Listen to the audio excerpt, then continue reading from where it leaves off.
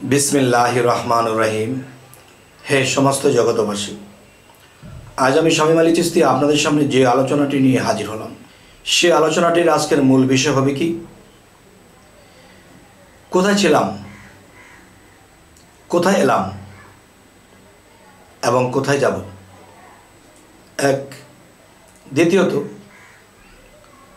सेखान थेके कि निये एसेछिलाम, এখন কি করতেছি এবং কি নিয়ে যেতে হবে। আজকের আলোচনাটি এই হবে। তবে ইনশাআল্লাহ আল্লাহ যদি আমাকে তৌফিক দান করে আমি গুছিয়ে কিছু আপনাদেরকে বলতে পারবো ইনশাআল্লাহ।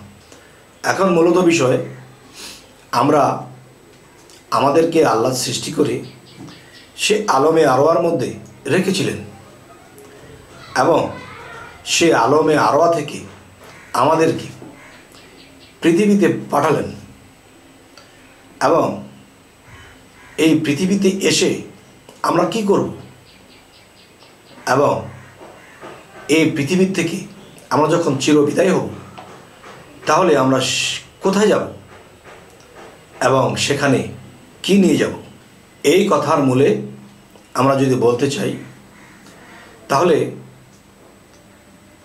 সর্বপ্রথমে গেলে যে আল্লাহর নূরে মুহাম্মদী নূর সৃষ্টি করা হয়েছে এবং মুহাম্মদী নূরে সারা জাহান সৃষ্টি করা হয়েছে এবং সেই জাহানের মধ্যে আপনি আমিও একজন। তাহলে আমরা ছিলাম কোথায়? সৃষ্টি করে আল্লাহ সমস্ত আত্মাকে আলমে আরওয়ার মধ্যে রেখেছিলেন এবং সে আলমে আরওয়া থেকে আমাদেরকে পৃথিবীতে কেন পাঠানো হলো? পাঠানো হয়েছে আল্লাহ কিন্তু কোরআনে যে একদিক দিয়ে না বললেও আমরা বেশ কিছু আয়াতে পাই।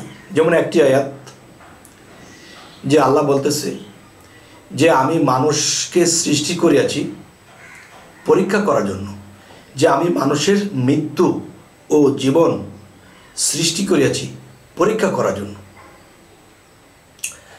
তাহলে সেই পরীক্ষাটা কি? সেই পরীক্ষাটা যে কি সেটা কিন্তু আমাদেরকে জানতে হবে, বুঝতে হবে। আর না হয় কিসের পরীক্ষা দেব?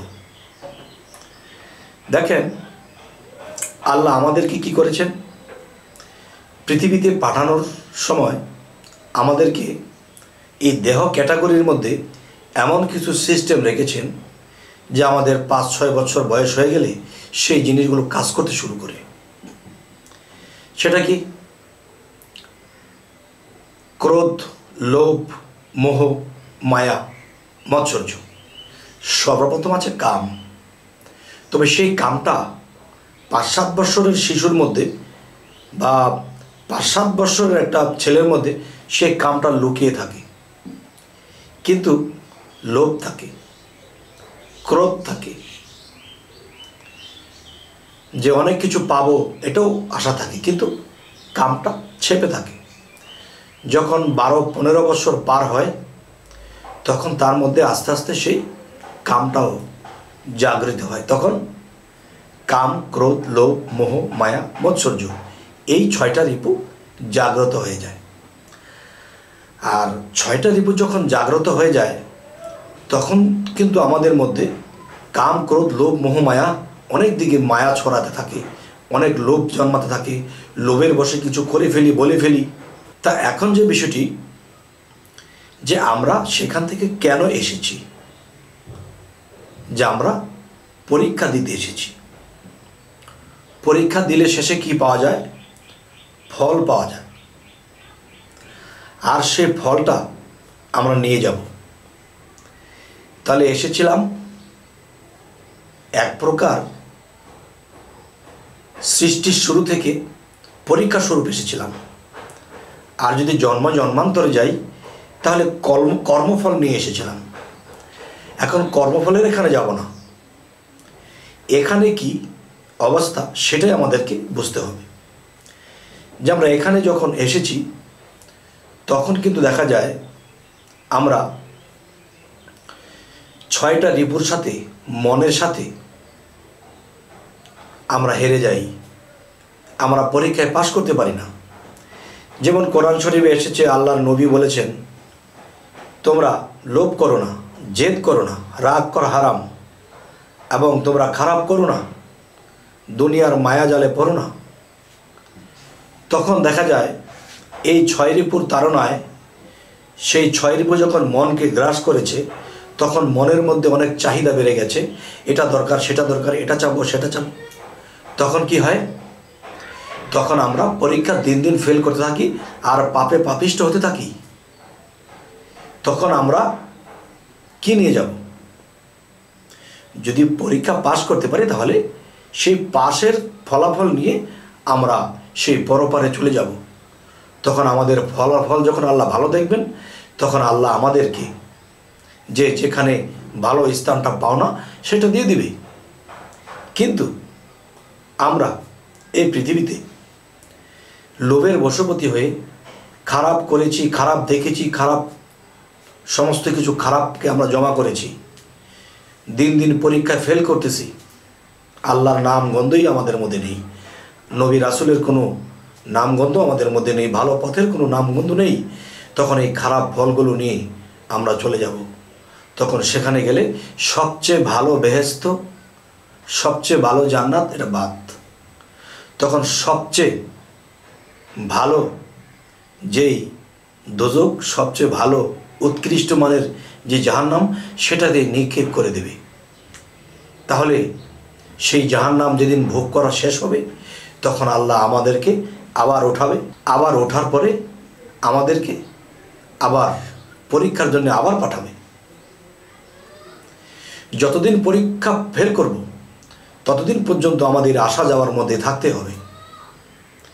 তবে অনেকে ফট করে বলে বসেন, কি বললেন, তাহলে আমাদেরকে আবার পৃথিবীতে আসতে হবে? দেখেন, আমি আগেও বলেছি, এখনও বলি, যে আপনি পরীক্ষা দিচ্ছেন, আপনি MA ডিগ্রি, লন্ডন PhD নেবেন, পরীক্ষা ফেল করেছেন, আপনাকে আবার পরীক্ষা দিতে হবে না?